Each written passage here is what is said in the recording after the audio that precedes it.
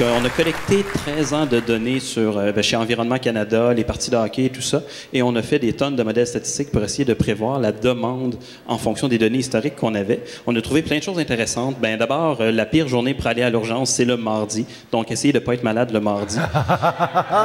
Le dimanche, c'est beaucoup mieux. Et on a aussi trouvé, les jours fériés, il y a moins de gens à l'urgence, mais chaque jour férié a vraiment son pattern à lui. Les journées où il fait extrêmement froid et extrêmement neigeux, il y a moins de gens qui se rendent à l'urgence. C'est un peu compréhensible. Quand il y a des vagues de chaleur aussi, là, il y a moins de gens qui y vont. Donc, pour redonner cette information-là, mon temps est jamais, fait que je peux parler super longtemps, c'est génial. Vas-y, prends-en pas. Je continue. Donc, pour redonner cette information-là aux gens, parce que moi, je suis content de le savoir, mais ce serait le fun que d'autres gens le sachent aussi, on a créé l'interface web qu'on voit ici. Donc, pour les patients, on a une carte interactive qui permet d'aller sélectionner le centre hospitalier de votre choix et de trouver c'est quoi le forecasting, la prévision de l'achalandage en fonction de c'est quoi l'occupation maintenant, puis c'est quoi la prévision que le modèle a trouvée. Pour les chefs de l'urgence, pour les administrateurs, on a également possibilité d'avoir une prédiction à plus long terme. Donc, avec ça, et toujours en accord avec le syndicat, bien sûr, mais ils sont quand même ouverts, quand on a des arguments rationnels, de prévoir le personnel à engager pour les journées, à dire, OK, cette journée-là, des congés, c'est pas une bonne idée, mais telle autre journée, peut-être que vous pouvez prendre off, ça va y aller. Dans un monde idéal, on réussirait à faire ça. Donc, les prochaines étapes, en fait, là, nous, on avait les historiques pour un seul hôpital. Donc, si on avait l'historique de beaucoup d'autres hôpitaux, incluant, par exemple, je dis ça comme ça, l'hôpital ici, en santé pour les enfants, on pourrait avoir une estimation plus précise pour chacun des hôpitaux, chacune des types de pathologies aussi.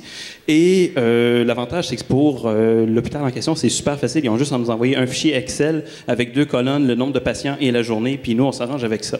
Donc, ce projet-là, ça nous permettrait à long terme d'augmenter la qualité du service sans nécessairement augmenter les coûts parce que c'est le même personnel qu'on va juste distribuer à différentes journées sans avoir besoin d'engager, de former des gens en plus. Bravo! Félicitations! Wow. Bravo!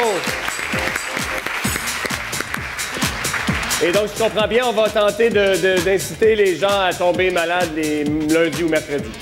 Oui, il faut éviter le mardi à tout prix. Ça, c'est pas le temps d'être malade le mardi. Fabrice, c'est une belle application pour l'Agence de santé de Montréal, ça?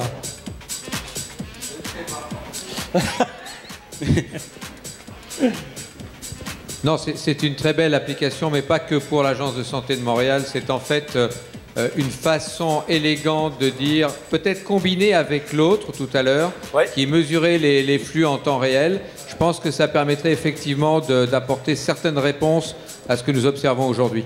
Mais tout ça doit faire partie d'une démarche globale et cet élément extrêmement important. Juste par rapport à l'application d'avant, on a mis en place à Paris, si vous allez sur le cyber réseau urgence, où nous avons 100 hôpitaux connectés qui, toutes les 5 minutes, vous donnent l'état d'occupation des urgences, des plateaux techniques et qui vous permettent également de voir les soins intensifs.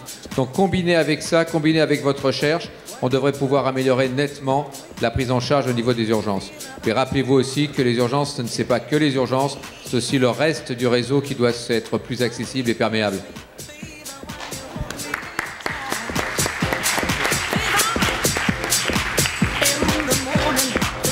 D'autres questions? Je pense que vous avez fait un message très clair, c'était très convaincant. Merci beaucoup. Merci à l'équipe. Bravo.